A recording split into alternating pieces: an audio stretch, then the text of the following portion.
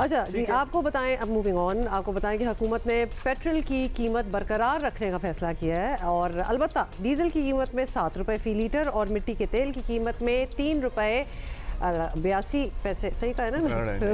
82 पैसे लीटर कमी हुई है, वो कमी हुई है। लाइट डीजल की कीमत में भी 4 रुपये 52 पैसे फी लीटर कमी हुई है। मैं बताऊं ये नंबर जो है ना, ये सारे आगे पीछे हो रहे हैं सामने। और अली इमरान हमारे साथ मौजूद है, हमारे साथ ही हैं। अली, जाहिर है पेट्रोल पे लोग ज़रा ज़्यादा कंसर्न होते हैं, ज़्यादातर लोग उसको कंज्यूम करते हैं, उसमें कोई कमी या उसमें कोई इजाफा नहीं किया गया। चलें, शुक्र है कि इजाफा नहीं किया गया। डीजल की कीमत कम हुई है। एक कंसर्न ये है लोगों का कि डीजल की कीमत चाहे जितनी भी कम हो जाए, गुड्स ट्रांसपोर्टर्स कीमतें कम नहीं करते अपनी ट्रांसपोर्टेशन की, इसलिए जो अशाए खुरोनोश हैं उनकी कीमतों पर कोई फ़र्क नहीं पड़ता।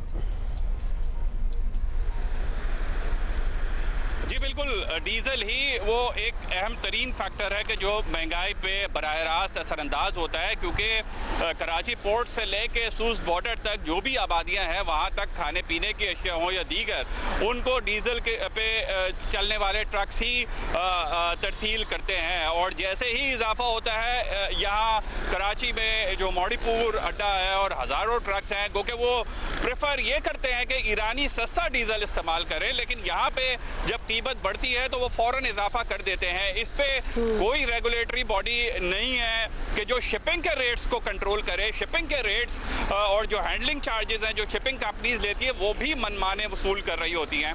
और जो लॉजिस्टिक की दूसरी अहम जो जुज़ है यानी ट्रक्स, उनको भी कंट्रोल करने वाला कोई नहीं है। सिर्फ और सिर्फ एक कुदरत का रूल रह जाता है कि कारोबारी तबका ये सोचे कि अगर कीमत हम कम करेंगे तो हमारे वॉल्यूम्स बढ़ जाएंगे और उस पर हम मुनाफा बनाएं।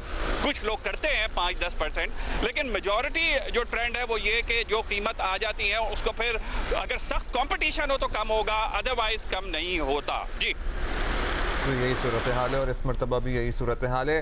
पब्लिक ट्रांसपोर्ट जो है, जो इंटरसिटी है या इंट्रासिटी है, जो सरकारी नहीं है, जो प्राइवेट कंपनियां चला रही हैं, उनके किरायों में कोई फ़र्क पड़ने की उम्मीद है?